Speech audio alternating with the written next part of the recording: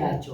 ለተሞትን በማሰብ ከኃጢአት በመራቅ ማለት ጾርን ለይቶ በማወቅ ነፍስን በመንከባከብ ትዕግስት እስከ መጨረሻው በመታገስ ፈተና ሲመጣ ትዕግስትን መለማመድ ምረረ ገሃነመ እሳትና ጣዕመ መንግሥተ ሰማያትን ማሰብ ክፉ ለሰራ ገሃነመ እሳት በጎ ለሰራ ደግሞ መንግሥተ ሰማያት እንደሚሰጠው በማሰብ መጨረሻው ደግሞ ሁልጊዜ እሱን መለመን ረድኤተ እግዚአብሔር በካህናትም በአባቶቻችን በመነኮሳት በሊቃውንት በመምህራን የመምህራን ልቡና እንግዲህ እግዚአብሔርን በምድር ይዞ የሚመላለስ ልብ ነው። ምክንያቱም ሁለመናውን ምስጢሩ የመንግሥተ ሰማያትን ምስጢር የገሃነመ እሳትን አስከፊነት የእግዚአብሔርን አንድነት ሶስትነት ህልውናውን ሁሉ በልቡናቸው ይዘው ስለሚሄዱ እንዲህ ካደያነስና እንደያኔስ ሁልጊዜም የእግዚአብሔር ጽድቅ የምንቃወማት ከሆነ ኤርትራ ውስጥ መስጠታችን አለና ማነው ዛሬ በኃጢአት ያልረከሰ የታምልክ ነው ያልተሻረ ሰንበት ናት ያልተሻረች አትሰስን ነው ያልተሻረ ማን ነው ያልተሻረ ዛሬ ህግጋቱ። ስለዚህ መታጠቢያችን ማን ተመልሰን ወደሱ ወደ ፊቱ የምንበረከክለት በፊቱ ባለሟልነትን የምናገኝ የቸርነት ባለቤት እግዚአብሔር ንስሐን ስለሰጠ ይክበር ይመስገን። እንግዲህ ወመንፈስ ቅዱስ አሐዱ አምላክ አሜን። እኩት እግዚአብሔር በእንተ ጸጋሁ ጥቂት ተረጎም የኃያላን አምላክ የሠራዊት ጌታ የቸርነት ባለቤት እግዚአብሔር ስለማይነገር ስጦታው ስሙ የተመሰገነ ይሁን። እናታችን ቅድስት ቅዱሳን ድንግል ማርያም መለኮትን በሥጋ ያየንባት እናታችን ለስመ አጠራሯ ምስጋና ይድረስልን። ቅዱሳን መላእክት፣ ነቢያት፣ ሐዋርያት፣ ጻድቃን፣ ሰማዕታት፣ ንጹሐን መነኮሳት የሰማዕቱ የቅዱስ ጊዮርጊስ ስም እሱ እንዳከበራቸው መጠን ምስጋና ይድረሳቸው። ውድ የተዋሕዶ ልጆች በክርስቶስ ክርስቲያን በወልድ ውሉድ መንፈስ ቅዱስ መንፈሳውያን ተሰኛችሁ የድንግል ማርያም የአስራት የበረከት ልጆች በያላችሁበት ሰላም እግዚአብሔር ከእናንተ ጋር ይሁን እያልኩ ሰላም እላችኋለሁ። እንደምን ዋላችሁ? እንደምን እስከ ሰዓት ቆያችሁ? አሜን። የቸርነት ባለቤት አሜን ብለን እንድናመሰግን የፈቀደልን ጌታችን መድኃኒታችን ኢየሱስ ክርስቶስ ከባሕርይ አባቱ ከአብ ከባሕርይ ሕይወቱ ከመንፈስ ቅዱስ ጋር በድጋሚ ስሙ የተመሰገነ ይሁን። እንግዲህ ያው ሶስተኛ ቀናችን ነው ዛሬ። ሶስተኛው ክፍለ ትምህርት ዛሬ ይጠናቀቃል ማለት ነው። ስለ ንስሐ አሁን ፊት መጀመሪያ ስለ ንስሐ ምንነት አይተናል። በሁለተኛው ክፍለ ትምህርት ደግሞ የንስሐ አመሰራረትና መስራቹ ማን ነው የሚለውን ማለት ነው እና የንስሐ ሂደትና አፈጻጸም በየት ጀምረን በየት መጨረስ አለብን፣ ንስሐ ገብቻለሁ ብሎ አንድ ሰው ራሱን የሚመረምርበት ህይወት ምን ላይ ሲደርስ ነው የሚለውን አይተናል ማለት ነው። እንግዲህ እስካሁን ያየናቸውን ሁሉ ተግባራዊ እያደረግን የንስሐን ህይወት ዘላለማዊ ህይወት አድርገን የመንግስቱ ተካፋይ እንድንሆን መንቃት አለብን። ህሊናችንን ጥበበኛ እንዲሆን ማስተማር አለብን። ምክንያቱም ያለ ንስሐ መንግስተ ሰማያትን ማየት አንችልም፣ ከክርስቶስ ጋር አንድነት የለም እና አሁን ዛሬ የመጨረሻ የምናየው ደግሞ አሁን እስካሁን ያየናቸው ስለ ንስሐ ምንነት ስለ ንስሐ ሂደትና አፈጻጸም ከሆነ ንስሐ የሚባል ምን ጥቅም ይሰጠናል የሚለውን ዛሬ ደግሞ በንስሐ የሚገኙ ጸጋዎች የሚሉትን እናያለን ማለት ነው። አንደኛው በንስሐ የሚገኙ ጸጋዎች፣ ሁለተኛ ደግሞ ንስሐን መጠበቅ ከፈተና እንዴት አድርገን እንጠብቀዋለን የሚሉትን አጠር አድርገን እንመለከታለን ማለት ነው እና እንግዲህ በንስሐ የሚገኙ ጸጋዎች ብዙ ናቸው። ከብዙዎቹ የተወሰኑትን ነው የምጠቅስ። እንግዲህ አንደኛው ስርየተ ኃጢአት ነው። ስርየተ ኃጢአት ማለት ኃጢአትን ይቅር መባል። ለእለ ኀደግሙ ኃጢአተ ይትሐደግሙ፣ ኃጢአታቸውን ይቅር ላላቸውላቸው ይቅር እላቸዋለሁ፣ ኃጢአታቸው ይሰረይላቸዋል። ዮሐንስ ወንጌል ምዕራፍ 20 ቁጥር 21 ላይ ማለት ነው። ስለዚህ በካህኑ አንደበት ኃጢአታችን ይቅር እንደሚባል ራሱ ክርስቶስ ስለተናገረ ከንስሐ አንዱ ጸጋ ምንድን ነው ማለት ነው? ስርየተ ኃጢአት ነው። ጸጋሰ ስርየተ ኃጢአት ይላል ሊቁ። ጸጋስ በላይ ምን ማለት ነው? የኃጢአት ስርየትን ማግኘት ነው። ትልቁ ስጦታችን ኃጢአታችን ይቅር መባል። ኃጢአት እንደምታውቁት እንግዲህ ትልቅ በዚህ ዓለም ያለ ንስሐ መድኃኒት የሌለው ክፉ ከዘላለም ሕይወት የሚለይ ወደ ሲኦል ጉድጓድ የሚያወርድ ከፈጠረን ከእግዚአብሔር አንድነት የሚለይን ክፉ በሽታ ሰዎችን የሚያዋርድ ለዘላለም ውርደትን የሚያከናንን እንደሱ ያለ ክፉ በሽታ የለም። ስለዚህ ይህን በሽታ የሚያርቅልን አርቆ ጸጋውን ስርየተ ኃጢአትን የሚሰጠን ምንድነው? ንስሐ ነው ማለት ነው። ነው አንደኛው። እንግዲህ ስርየተ ኃጢአትን ካገኘን በኋላ ሁለተኛው ደግሞ በንስሐ የሚገኝ ጸጋ ምን አለ? ሰላም አለ ማለት ነው። ሰላም የሰው ልጅ ኃጢአት በሰራ ጊዜ ይታወቃል፣ ይረበሻል። ከእግዚአብሔር አንድነት ስለተለየ ነፍሱ ትጨነቃለች ማለት ነው። ስለዚህ ሁለተኛው ሰላምን ያገኛል፣ ይሰጠዋል። ማን? ንስሐ። በንስሐ አንዱ ጸጋ ማን ነው ማለት ነው? ሰላም ነው። ሰላም እንደምታውቁት የሁለት ቃላት ጥምር ነው። ምንና ምን? ፍቅርና አንድነት። ሰላም ማለት ፍቅር፣ አንድነት ማለት ነው።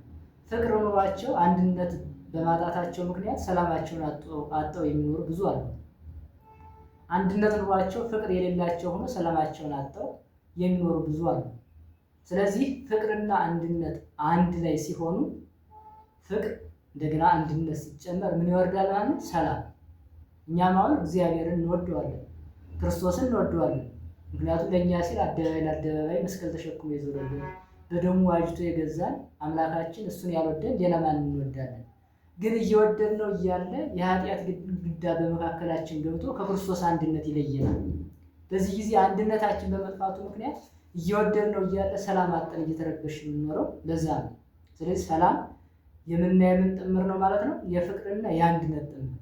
ስለዚህ ሰው ንስሐ ሲገባ የሚያገኘው አንዱ ትልቅ ጸጋ ሰላም ነው፣ መረጋጋት፣ የስነ ልቡና መረጋጋት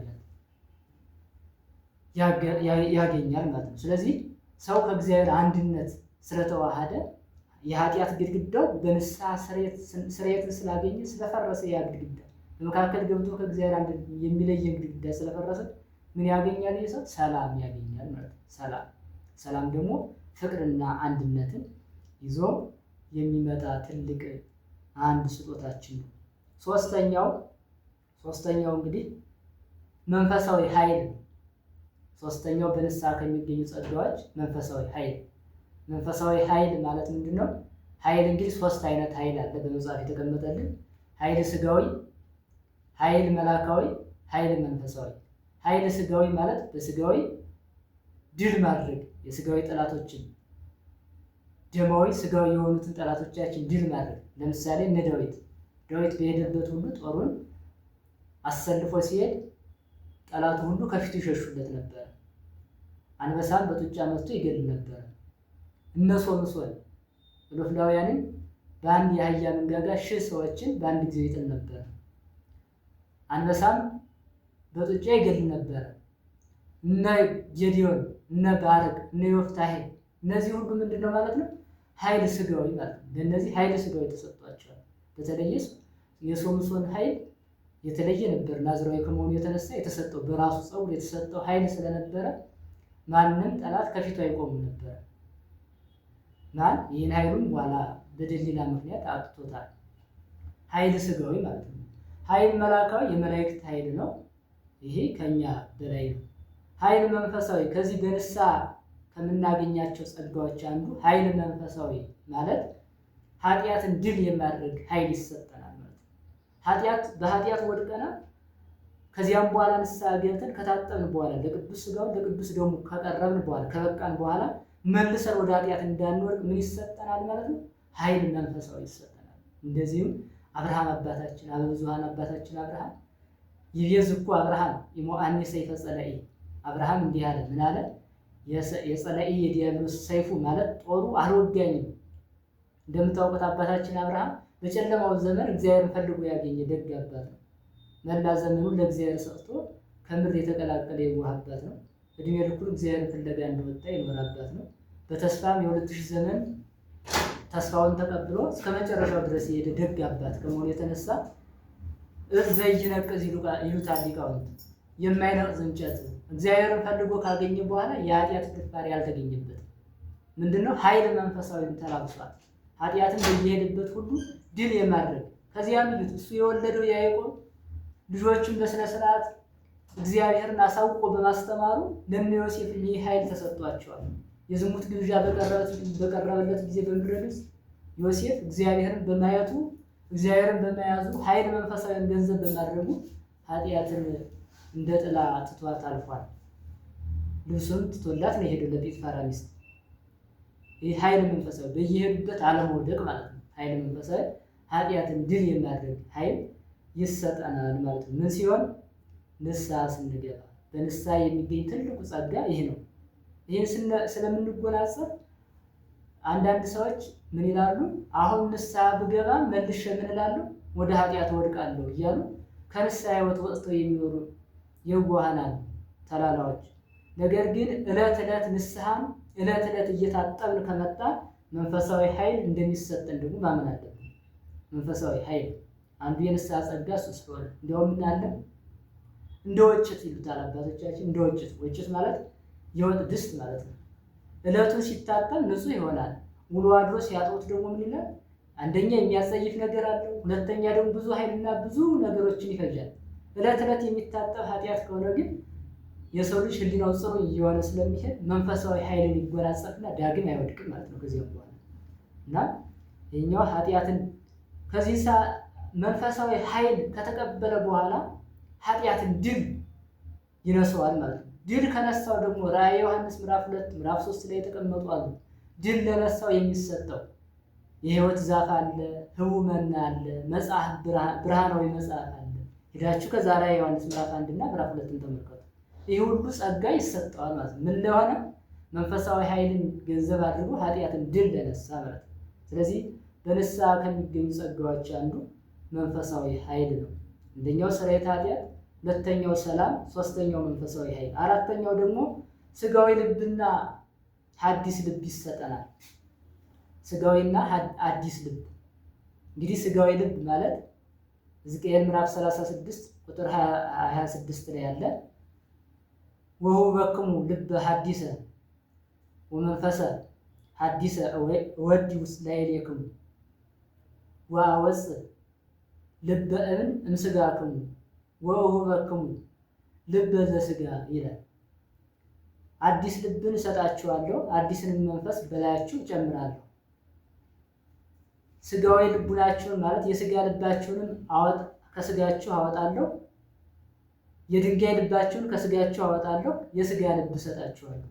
የስጋ ልብ ማለት ምንድነው? ስጋዊ ልብ ማለት ሩህ፣ ቸር፣ የዋህ ክርስቶስን መምሰል። ተማሩ እምኔ እስመ ትሑታነ ወየዋህ ልቤ፣ ከኔ ተማሩ እኔ ትሑት ነኝ ልቤም የዋህ እንዳለ እሱን ለመምሰል የሚሄድ ቸር ልብ። ኃጢአት ስንሰራ ምንድነው የሚሆን? ልባችን ድንጋይ ልብ ነው። እንደ ፈርዖን አነ አከብድ ልቦ ለፈርዖን፣ እኔ የፈርዖን ልብ አጸናዋለሁ ብሎ እግዚአብሔር በኦሪት ዘጸአት ላይ እንደተናገረ የፈርዖን ልብ አጸናዋለሁ ሲል ልብ የተፈጠረ ለማን ነው? ለእግዚአብሔር ዙፋን እንዲሆን። ልብ የእግዚአብሔር ዙፋን እንዲሆን ስለተፈጠረ ኃጢአት ሲሰራ ይህ ዙፋንነት ሌላ እየመጣ ይቀላቀሏል። ፍጹም ኃጢአት እየሰራ ወደ ገበርታ አመፃ ማለት አመፅን፣ ኃጢአት ማለት የዕለቱ ነው። አመፅ ደግሞ ሲበዛ ነው። አመፀኛ ሲሆን ይህ ልብ ፈጽሞ ከእግዚአብሔር ዙፋንነት ወጥቶ ለሌላ ዙፋን ይሆናል። አዳሪ ማይደር ደግሞ ያለ አዳሪ ስለማይኖር እግዚአብሔር ከተለየ ማን ያድራል? የክፉ መንፈስ የሰይጣን ሰራዊት ያድራል በእኛ ላይ ማለት ነው። ስለዚህ እነሱ ካደሩ ልባችን ምን ይሆናል? አለት ድንጋይ ይሆናል ማለት ነው። ለዚያ ነው ፈርዖን ያን ሁሉ ተአምር እያየ አልሰማ ያለ አለት ይሆናል። የአሁኑ ትውልድ ንስሐ የማይገባ አብዛኛው ብዙ ትውልድ አለ። ያም ምን ስለሆነ ነው? ልቡ ወደ ድንጋይነት ይቀየራል ማለት ነው። ጠጣር እንዲሆን ያደርገዋል። ስለዚህ ንስሐ ሲገባ ምን ይሆናል? ይሄ ጠጣርነት ይወጣና ይወገድና ያ ዙፋን ወደ ማን ይመለሳል ማለት ነው? ወደ እግዚአብሔር ዙፋንነት ይመለሳል። በዚህን ጊዜ ስጋዊ ልብን እሰጣችኋለሁ ብሎ የተናገረ በነቢዩ ሕዝቅኤል አድሮ እግዚአብሔር ቸር፣ የዋህ፣ ቶሎ የሚደነግጥ ቃለ እግዚአብሔር ሰምቶ የሚለወጥ ሁልጊዜም እሱን የሚመለከት አይን፣ ስጋዊ ሀሳብ የማይበዛበት። ስጋዊ ሀሳብ ከበዛ እግዚአብሔር ማየት አንችልም። እንደምታውቁት ስጋዊ ሀሳብ ከበዛ እግዚአብሔር ማየት አንችልም። ስጋዊ ሀሳብን ተቆጣጥሮ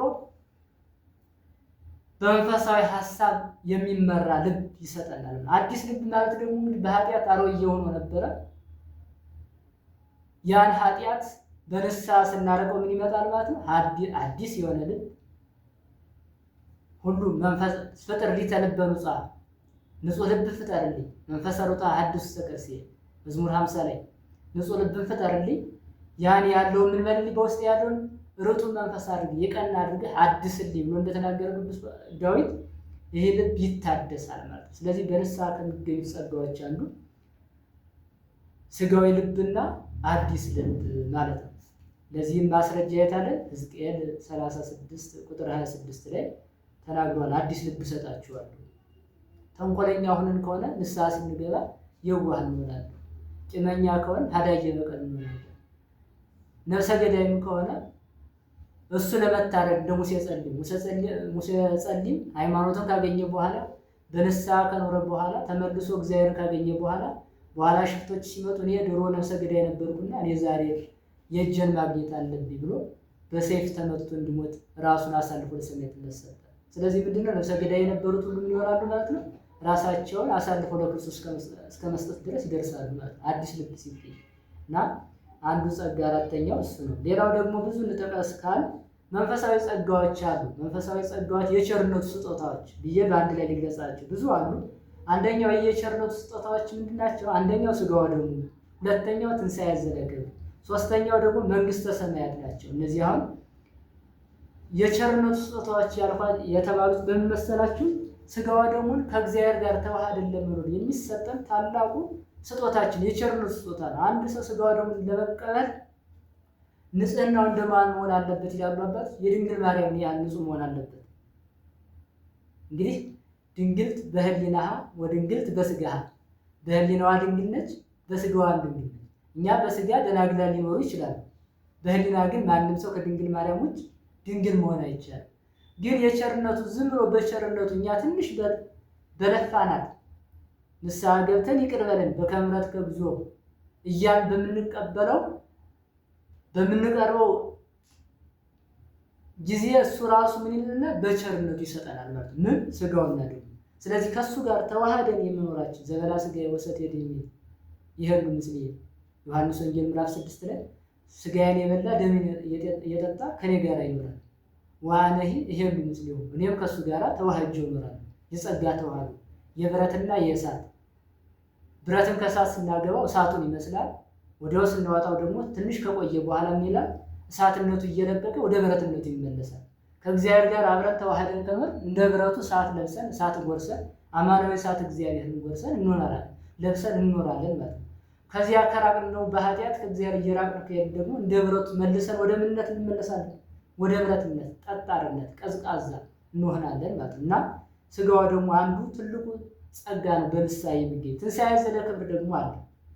ትንሣኤ ዘለክብር እንግዲህ በክርስቶስ ያመኑ ሁሉ ሥጋውን ደሙን የበሉ ሁሉ ትንሣኤ ዘለክብር የክብር ትንሣኤ ይነሳሉ።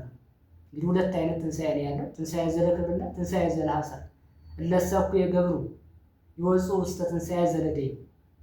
ክፉ የሰሩ ትንሣኤ ዘለሐሳር ማለት ለክፉ ይነሳሉ፣ ለገሃነመ እሳት ይነሳሉ። ማንም ሰው ዛሬ ትንሣኤ ሙታን የለም የሚለው ሁሉ ነገ ይነሳል። ሲነሳ ግን እንዴት ነው? ክርስቶስን ከማመን ውጭ የሆኑት ሥጋውን ያልተቀበሉ በክርስቶስ አምኖ ያልተጠመቁ ከእነዚህ ውጭ የሆኑት በሙሉ በምን ይነሳሉ? ትንሣኤ ዘለክብር።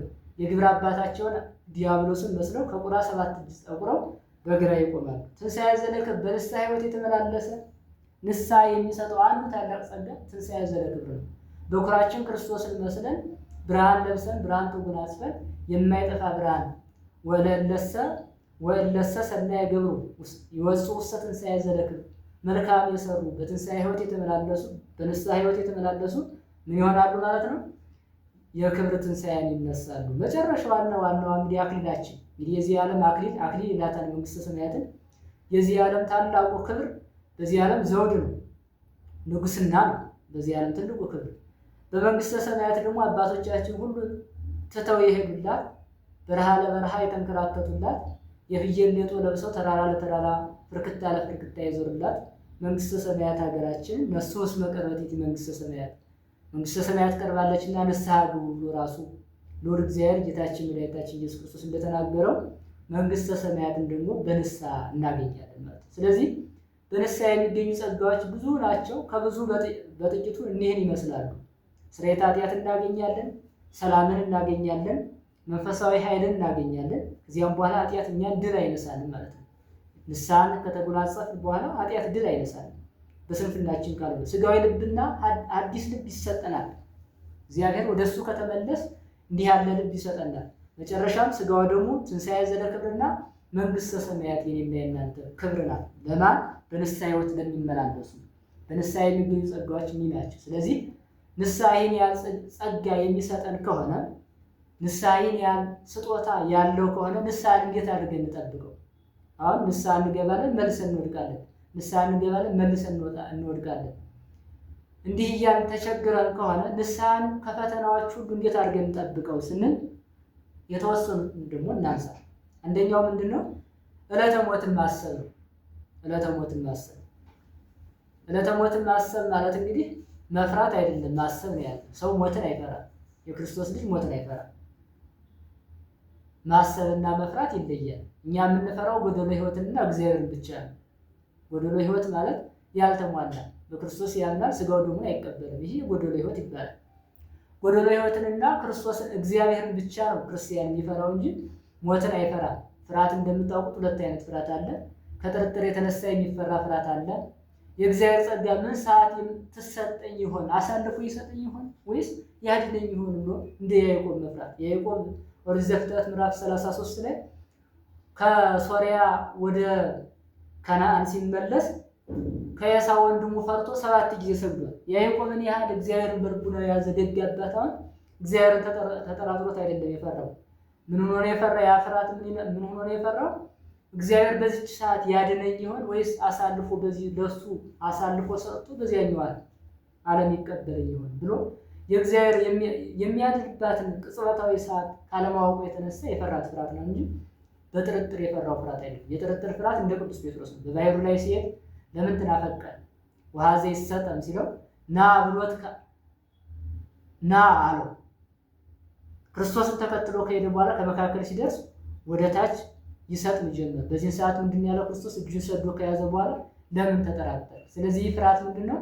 ፈርቶ ነው የሰጠው። ማዕበሉን ሲያይ ነው የፈራው። ከጥርጥር የተነሳ ፍርሃት ነው።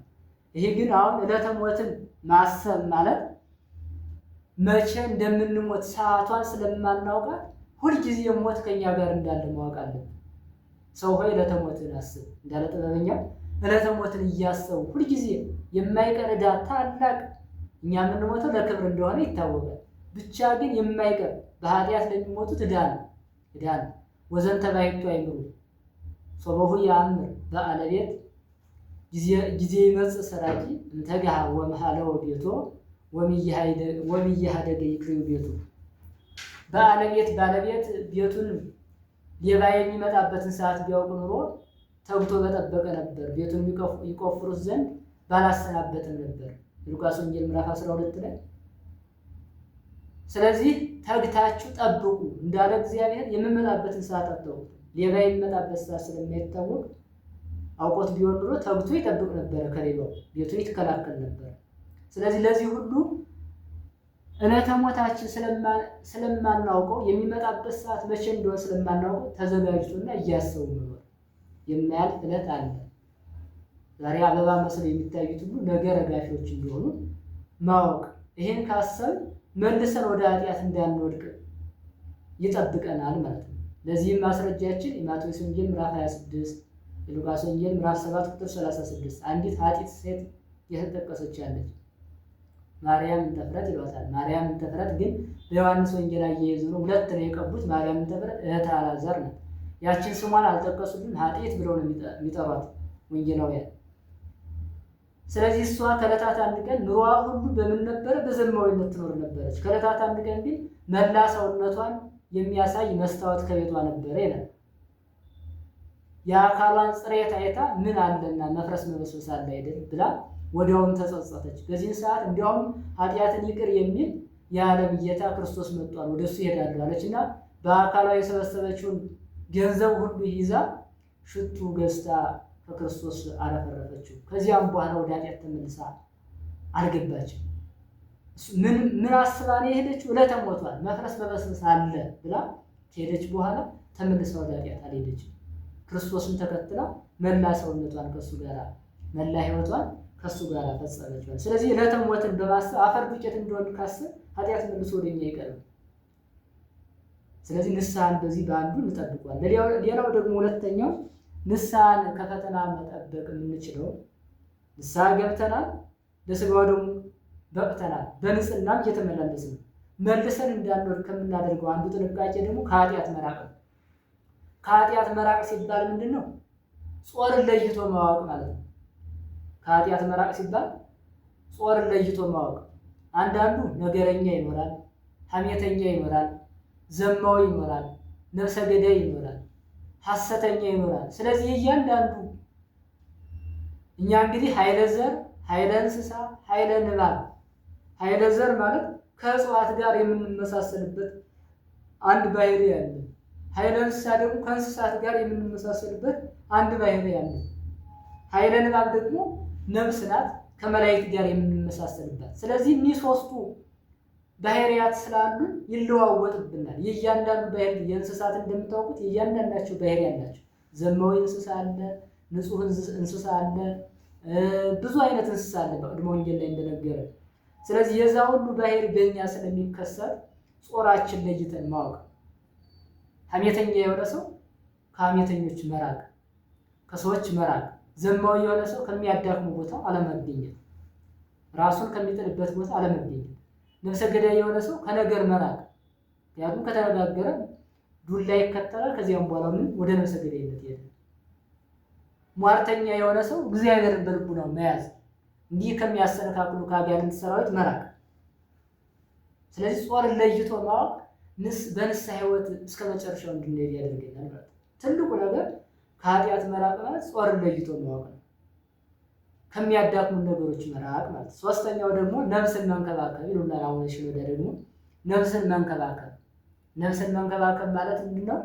ስጋን ይበርደዋል፣ ይጠመዋል፣ ይርበዋል፣ ከስቷል፣ ገርኝቷል፣ አላማረበትም ብለን እንደምንንከባከበው ሁሉ ነፍሳችን ደግሞ ርቧታል፣ ጠምቷታል፣ ከስታለች፣ ከእግዚአብሔር አንድነት ተለይታለች እያሉ ዕለት ዕለት እሷን እንደ ስጋችን መንከባከብ ማለት። ስለዚህ ፈቃዳተ ስጋን እየተውን ፈቃዳተ ነፍስን ገንዘብ ማድረግ እንችላለን። ገላትያ 5 ላይ ንጽህናን፣ የዋህነትን፣ ትዕግስትን፣ ሃይማኖትን፣ ቸርነትን እኒህ ሁሉ ምናር ዕለት ዕለት የትኛውን ይዤ ያለው?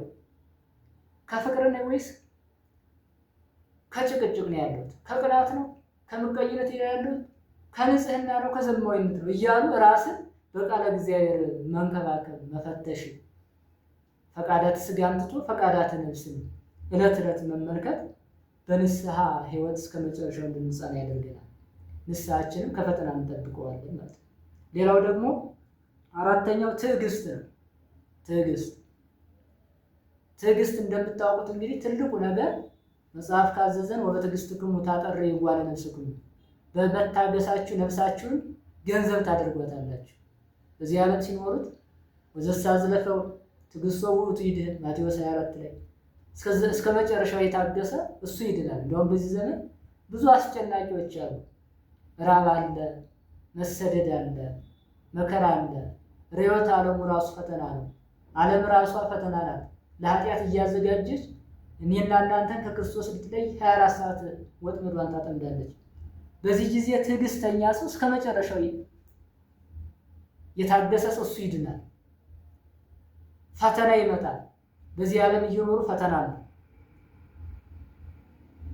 የኃጢአት መስፈርቶች ከ10ቱ ሕግጋተ ኦሪት ከ6ቱ ሕግጋተ ወንጌል ከነዚህ ተቃራኒ የሆኑት ሁሉ አሉ። እነሱን እንድንሰራ ዕለት ዕለት ወደኛ ምን ይላካል ማለት ነው? ከፈቃደ ስጋና ከፈቃደ ሰይጣን የሚመጣ እንደ ፀሐይ ጨረር የሚነዛ ፍትወታት እኩይ ፍትወት ማለት ነው። ክፉ አምሮት አለ።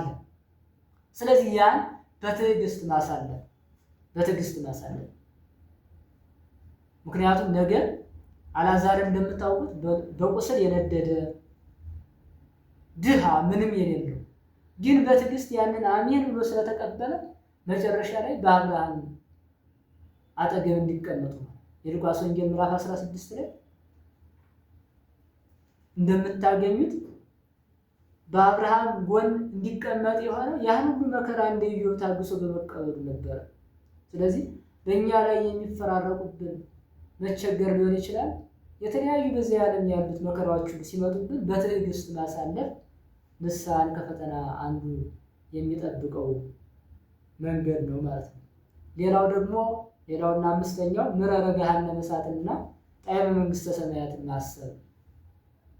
ምረረ ገሃነመ እሳትና ጣዕመ መንግሥተ ሰማያትን ማሰብ እንግዲህ በንስሐ ሕይወት ታድሰን ከመላእክት አንድነት ከገባን በኋላ መልሶ ወደ ስጋውያን እንዳያወርደን እንደ ገላትያ ሰዎች ወደ ስጋዊ መንገድ እንዳይመልሰን ዕለት ዕለት ገሃነመ እሳትንና መንግሥተ ሰማያትን ማሰብ ያስፈልጋል። ገሃነመ እሳት እስከ የማይባል ጥልቀት ያለው ለዘላለም የዲያብሎስ ሰራዊት የሚገቡበት የሚያቃጥል እሳት፣ እሳቱም የማይጠፋ ብርሃን የሌለው ትሉ የማያንቀላፋ ሀገር አለ ማለት ነው። ስለዚህ እንዲህ ያለው ክፉ ሀገር ወደዚያ እንዳንወድቅ ዕለት ዕለት እሱን የምናስብ ከሆነ ፍርድ ካለ ነገ እግዚአብሔር ይመጣል። የሚመጣው ደግሞ እንዴት ነው? እግዚአብሔር ገሃደ ይመጽእ ወአምላክነ እያለ ነው። መዝሙር 49 ላይ እግዚአብሔር ምን ይላል? 39 ላይ እግዚአብሔር በጋር ተገልጾ ይመጣል እሳት እየነደደ በጠላቶቹ ላይ ሊፈርድባቸው ለወዳጆቹ ሊፈርድላቸው ይመጣል። የሚመጣባት ዕለት ወለትሰለ እግዚአብሔር ግብተ ይመጽእ ከመሰላቂ የሚመጣባት ዕለት ምንድን ናት? እንደ ሌባ ድንገት ይመጣል።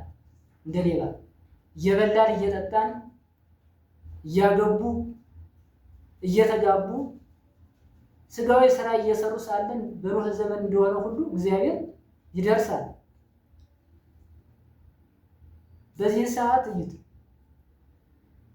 ሰማያት ይጠቀለላሉ፣ ምድርን ቀልጣ ትጠፋለች። ምክንያቱም አማናዊ እሳት እግዚአብሔር ስለመጣ ማለት ነው። ምክንያቱም ቅቤ ከእሳት አጠገብ ሲቀር ቀልጦ ይጠፋል። እንደዚሁም ሁሉ አማናዊ እሳት እግዚአብሔር ሲመጣ ሰማያትን እንተባቲ ሰማያትኒ ይትረሃዋ ወይረስና በእግዚአብሔር ምጽአት ጊዜ ሰማያትን ቀልጠው ይጠፋሉ። ምድርን በምድር ያሉት ሁሉ እንደ ሰም ቀልጠው ይጠፋሉ። የት ደረሱ አይባሉ። ቅቤ ከእሳት በቀረበ ጊዜ የት ደረሰ እንደማይባለው ሁሉ ሰማያትን እንዲህ ይሆናሉ ማለት ነው። ስለዚህ በዛን ሰዓት ይችን ዕለት እያሰብን ለወዳጆቹ መንግሥተ ሰማያትን ተግሳጽ ዮሐንስ አፈወርቅ ምዕራፍ 1 ላይ ያለላችሁ ስለ ገሃነመ እሳትና ስለ መንግሥተ ሰማያት እንዴት አድርጎ እንደሚያብራራ በሰው አንደበት መነገር የማትችለው ቅድስት ሀገር ለወዳጆቹ ያወርሳል። ለዘላለም ለሰራዊቱ ለዲያብሎስ ሰራዊትና ለራሱ ወደ ተዘጋጀው ዓለም ደግሞ ወደ ገሃነመ እሳት ክፉዎችን ይልካል ማለት ነው። ስለዚህ እኒህን ሁለቱን እያሰብን የምንኖር ከሆነ መልሰን ወደ ስህተት አንወድቅም ማለት ነው። ምክንያቱም ከገሃነመ እሳት ለማምለጥ ማንም መምረጥ አለብን? መንግሥተ ሰማያት። መንግሥተ ሰማያት ደግሞ በምን ነው አግኝተናታል? በንስሐና በስጋዋ ደግሞ ይዘናታል። ከኛ በቸርነቱ የተሰጠን ስጦታ ነው። በቸርነቱ ልጆቹ በመሆናችን ብቻ ያገኘናት ቅድስት ሀገር ናት እና እኒህን ሁለቱን እያሰብን አባቶቻችን ይህ ሁለቱን አስበው ነው ዛሬ በምድረ በዳ ድሮም አባቶቻችን በምድረ በዳ ያሳልፉት ከአጋንንት ጋር እየታገሉ ዳዋ ለብሰው እዛ ልሰው የሚኖሩት ድንጋይ ተንተርሰው ጸባ አጋንንቱን ግርማ ሌሊቱን ታግሰው የሚኖሩት እኔና እናንተ ከዚህ ታስረን የምኖርባትን ዓለም እንደ ጨርቅ ጥለዋት የሚሄዱ በምን ምክንያት ነው ማለት ነው? ይህን ሁለቱን በማሰባቸው ነው ማለት ነው። ማንና ማለት ገሃነመ እሳትና መንግሥተ ሰማያት። ስለዚህ የመንግሥተ ሰማያት ጣዕሟን ፍቅሯን በማሰባቸው ይህን ዓለም እንደ እድፍ እንደ ጉድፍ ትተውት ይሄዳሉ ማለት ነው። ሌላውና መጨረሻው ረድኤተ እግዚአብሔርን ጥግ ማድረግ ነው። እንግዲህ እኛ እስከዚህ ድረስ እንጠነቀቃለን። ከዚህ በላይ እኛ የማንችለው ፈተና ከመጣ ረድኤተ እግዚአብሔርን ጥግ በማድረግ ነው። እግዚአብሔር ሁልጊዜም ለምኑ እሰጣችኋል፣ አንኳኩ ይከፈትላችኋል፣ ለምኑ ይሰጣችኋል፣ ሹ ታገኙማላችሁ፣ ፈልጉ ለምኑ ነው ያለ። ሁሉ በእጁ ሁሉ በደጁ ነው። ሁሉ በእጁ ማለት የባህሪ ነው ሁለመናው። እሱን ለምኑ ያጣ ማንም የለም። ሁሉ በደጁ ደግሞ በቅዱሳኖቹ እጅ ደግሞ ይፈተታል ይህ ስጦታ። ስለዚህ ረድኤተ እግዚአብሔር ሁልጊዜ ወደ እሱ መጮህ፣ ይህን ረድኤተ እግዚአብሔር የምናገኘው ደግሞ በሊቃውንት በመምህራን በካህናት አባቶቻችን በመነኮሳት በገዳማውያን ከዚህ በላይ ሆኖ ፈተና የሚበረታ ከሆነ እኛ በተጠነቀቅነው ልክ አልሄድ ካለ አስቡኝ እያሉ ረድኤተ እግዚአብሔር እየለመኑ ወደ አባቶች መንበርከክ ንስሐን ከፈተና እንድንጠብቀው አንዱ መንገዳችን ነው እና ንስሐን ከፈተና የምንጠብቅባቸው መንገዶቻችን እኒህ ናቸው። ለተሞትን በማሰብ ከኃጢአት በመራቅ ማለት ጾርን ለይቶ በማወቅ ነፍስን በመንከባከብ ትዕግስት እስከ መጨረሻው በመታገስ ፈተና ሲመጣ ትዕግስትን መለማመድ ምረረ ገሃነመ እሳትና ጣዕመ መንግሥተ ሰማያትን ማሰብ ክፉ ለሰራ ገሃነመ እሳት በጎ ለሰራ ደግሞ መንግሥተ ሰማያት እንደሚሰጠው በማሰብ መጨረሻው ደግሞ ሁልጊዜ እሱን መለመን ረድኤተ እግዚአብሔር በካህናትም በአባቶቻችን በመነኮሳት በሊቃውንት በመምህራን የመምህራን ልቡና እንግዲህ እግዚአብሔርን በምድር ይዞ የሚመላለስ ልብ ነው። ምክንያቱም ሁለመናውን ሚስጥሩ የመንግስተ ሰማያትን ሚስጥር የገሃነመ እሳትን አስከፊነት የእግዚአብሔርን አንድነት ሶስትነት ህልውናውን ሁሉ በልቡናቸው ይዘው ስለሚሄዱ እንዲህ ካሉት ደጋግ መምህራን ረድኤተ እግዚአብሔርን ፍለጋ መሄድ ንስሐን እስከ መጨረሻው እንድንጠብቀው ያግዘናል ማለት እና ወገኖች ይህን ይመስላል የንስሐ ህይወታችን። ከዚህም በኋላ እንግዲህ ከእሱ ጋር ተዋህደን እስከ መጨረሻው በንስሐ ህይወት እየተመላለስ መኖር ነው እንጂ በስንፍና ህይወት እየተመላለስ እንዳይዛብ ልጆች መሆን የለብንም። ጥበቡን ከዋጥሩ ልበክሙ እስመ ጸላእክሙ ጋኔን ይጥህር ከመ አንበሳ ወይሐስስ ዘይውህጥ። እንግዲህ ተራቀቁ፣ ልቡናችሁንም አራቅቁት። ጠላታችሁ ሰይጣን የሚወጣውን እየፈለገ እንደሚያገሳ አንበሳ በዙሪያችሁ ይጮሃልና አንደኛ ጴጥሮስ ምዕራፍ 5:8 ላይ ያለልን እንዲህ ብሎ እንደተናገረው አባታችን ቅዱስ ጴጥሮስ ሁልጊዜም ጥበበኞች መሆን አለብን። በንስሐ ህይወት ለመመላለስ ጥበብ ያስፈልገዋል። በዚህ ዓለም ለመኖር ጥበበኛ ሰው ነው የሚኖርበት ይችላል የሚያልፋል። ለእውነት የቆመ ለእውነት ከቆማችሁ ደግሞ ምንድነው የሚባል አባባል አለ። ለእውነት የቆመ ሰው ምንድነው? ግርማ ሞገስን ለልብስ ሰፊ ይተው ይላል። ለእውነት እስከ መጨረሻው ድረስ እውነት እግዚአብሔርን ፈልገን ከእውነት ከእግዚአብሔር ጋር ተዋህደን ማለፍ አለን። መንግስተ ሰማያት እሱ ራሱ እግዚአብሔር በእጃችን፣ ሞትም ህይወትም ከእጃችን መካከል ነው። አንድ ደግ መምህር አሉ። እዚህ ምሳሌ አንድ ደግ መምህር ደቀ መዛሙርታቸውን ሰብስበው ሲያስተምሩ እንግዲህ አባቶቻችን መምህራን መጻሕፍትን ብዙ ያነበቡ ከሆነ ልቡናቸው ጽሩ ይሆናል። ልብ ደግሞ ሲነጻ መንፈሳዊ እግዚአብሔር በሱ ያድራል። ምክንያቱም ሰውን የፈጠረው ለሱ ማደሪያ እንዲሆን ስለሆነ ማለት ነው። በዚህ ሰዓት እንግዲህ መንፈሰ እግዚአብሔር ከነሱ ጋር ካደረግ ደግሞ የሰውን ልብ መመርመር ይችላል። እንግዲህ በዚህ ምክንያት የደቀ መዛሙርታቸውን ልብ እየመረመሩ አንተ እንዲህ ትሆናለህ፣ የወደፊት እድላቸው አንተ እንዲህ ትሆናለህ፣ እድል ፈንታ የወደፊት እጣ ፈንታቸውን ይናገራል። በዚህ ጊዜ አንዳንድ ክፉ ደቀ መዝሙር አይጠፋምና ይሄ ሰው ይሄ መምህር ግን አውቆ ነው ወይስ እንዴት ነው? ፊት አጥንቶ ይመስለኛል እንጂ የሚናገር አውቆ ነው ወይስ ሳያውቅ ነው የሚናገር? የሚናገር ሁሉ ይደርስለታል። እንፈትነው አሉና መምህርን መፈተን አይገባም። መምህር ደቀ መዝሙር መፈተን ይችላል። ክርስቶስ ደቀ መዛሙርትን ምን እያለ ይፈትን ነበረ? ማን ትሉኛላችሁ እያለ ሁልጊዜ የሚጠይቃቸው ነበረ። ይዘውታል አልያዙትም? ልቡናቸው ይራቀቃል አልተራቀቀም? ተራቋል አልተራቀቀም? በስንፍና እንዳለ ነው ወይስ በጥበብ ደረጃ ነው ያለው እያለን ለመፈተሽ መምህር ደቀ መዛሙርት መፈተን ይችላል። ደቀ መዝሙር ግን መምህሩን መፈተን አይችልም። ስለዚህ እኒህ ክፉዎች ተማሪዎች ከዕለታት አንድ ቀን ወደ በረሃ ወጥተው ወፍ አጥምደው ያዙ ይላል። ወፏን አጥምደው ያዙና ሳይገሉ በመሃል እጃቸው ጨብጠው ያዟት። ጨብጠው ያዙና ወደ ኋላ እጃቸውን መለሱት። እንግዲህ ከመምህራችን ሂደን ይችን ወፍ ህልውናዋን እንጠይቀዋለን። ሙታለች ወይስ አልሞተችም እንለዋለን። አልገደሏትም፣ ጨብጠው ነው ያዟት በመካከል እጃቸው። እንግዲህ ሙታለች ካለን በህይወት እናሳየውና ዋሸህ እንለዋለን። አልሞተችም ካለን ከዚያው ጨብጠን ገለን ሙታለች ዋሽታል እንለዋለን ብለው ቀረቡ ይላል። በዚህ ሰዓት ሄዱና መምህራችን አንድ ጥያቄ ልንጠይቅዎት መጥተናል። እሺ ልጆች አሉ። አንዲት ወፍ በወጥመድ አጥምደን ይዘናል። አሁን በእጃችን በስተኋላ ይዘናታል። ስለዚህ ወፍ ሙታለች አልሞተችም? እኒህ መምህር የተራቀቁ አባት ምን አሉ? የዚች ወፍ ሞቷም ህይወቷም በእጃችሁ ነው። አልሞተችም ብላችሁ ጨብጣችሁ ልትገሏት ነው። ሞተች ብላችሁ ደግሞ በህይወት ልታሳዩ ይመጣችኋል። ለምን ትፈትኑኛላችሁ ብለው መለሱላቸው። ስለዚህ የዚች ወፍ ህይወት በእጃቸው መካከል እንደሆነ ሁሉ የኔና የእናንተ ህይወት ደግሞ በእጃችን መካከል ነው ያለችው። እንግደላት ካል ክፉ መስራት ነው፣ እናድናት ካል መልካም መስራት ነው፣ በንስሐ ህይወት መመላለስ ነው። ስለዚህ ከእጃችን በእኛ መካከል ሰውን ንግበር ሰብአ በአርአያነ ወበአምሳሊነ፣ ሰውን በአርአያችንና በአምሳላችን እንፍጠር።